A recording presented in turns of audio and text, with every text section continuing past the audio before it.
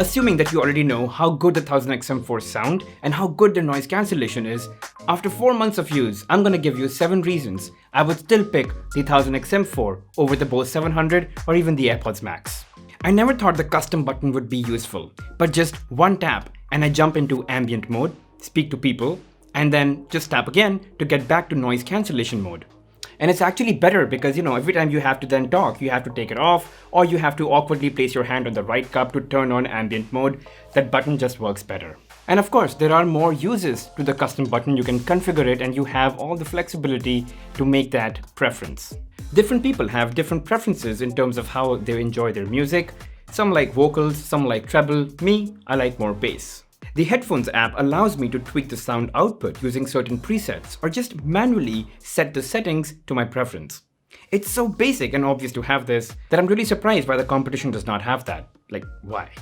I can connect my 1000XM4 to my MacBook Pro and to my phone at the same time, and it automatically switches between the music and the call on its own. Headphones should be able to do that now, and not just between Apple devices or between just mobile devices. The 1000XM4 supports multi-device connection between multiple ecosystems and multiple device types, including laptops and desktops.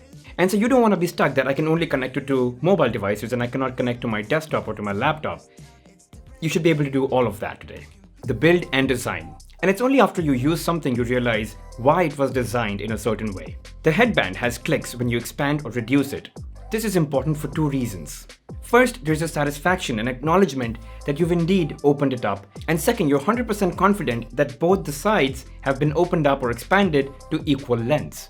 With telescopic ones, there could always be that error, and you don't know if it's equal on both sides. Next, just the fact I can fold this and keep it in my bag is so superb. I mean, how would your heart ever allow you to put a $550 headphones in a case that doesn't protect it into your bag in a way that it can't fold? Just how? I would be really scared to do that. And with the 1000XM4, you get an actual hard protective case that keep your headphones safe, and you can just carry it around so easily in a bag or anything else for that matter.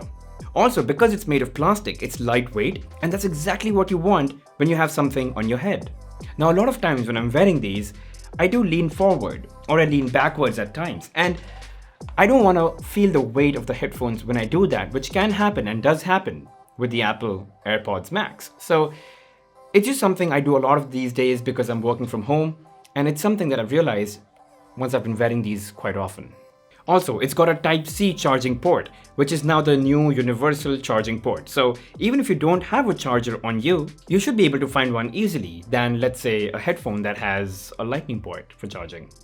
Now, since we're on the subject of design and build, I would agree that the Bose 700 and the Apple AirPods Max both look aesthetically better than the 1000XM4. But hey, if aesthetics are really that important to you over everything else combined that I've been talking about for the 1000XM4, then definitely you should be inclined towards the Apple AirPods Max or the Bose 700. Loudness and bass. In the past few months that I've used it, I've almost never had it up to 100%. What does that tell you? It's so beautifully loud that even at just 60% and with ANC turned on, you almost never need to increase the volume. I mean, at 100%, this would give me a headache. But hey, it's there for you, and if you want that volume, you've got it. And the headphones are super rich with bass. I love the beats in my music and I like them to thump. That's how I derive my energy and it lifts my mood. And then you always have the option to dial it down using the equalizer, which allows you to reduce the bass if at all you need to lower it down. I mean, isn't it better to have all that bass and still have the flexibility to lower it down if at all you need it? That's what you get with the 1000XM4. Pricing. I'm not even sure that this needs an explanation, but the 1000XM4 are $100 cheaper than the Bose 700 and almost half the price of the AirPods Max.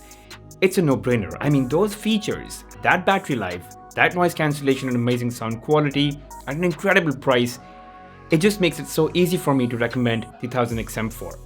But then, who should get the AirPods Max? Well, if you're already in the Apple ecosystem, you don't mind the slightly bigger, heavier, more inconvenient to carry headphones, and you've got a heart to spend $550, definitely go for the AirPods Max. Hey, they sound great, they've got great noise cancellation, they've got the best transparency mode or the ambient mode, and they work seamlessly well across all Apple devices like the iPad, the iPhone, and the MacBook. So If any of this really relates to you, if you can sync with it, get the AirPods Max. Alright, that's it guys. I have been using the 1000XM4s every day for a couple of months now, and over time I've realized why I like them even more, especially after the AirPods Max came out. And if I had the money, I would still go for these over the Bose 700 or the AirPods Max in a heartbeat. Just my personal opinion. Alright, thanks for watching guys. If you've enjoyed this, don't forget to hit that like button, subscribe to the channel, and hit that bell notification icon. I'll see you guys in the next one.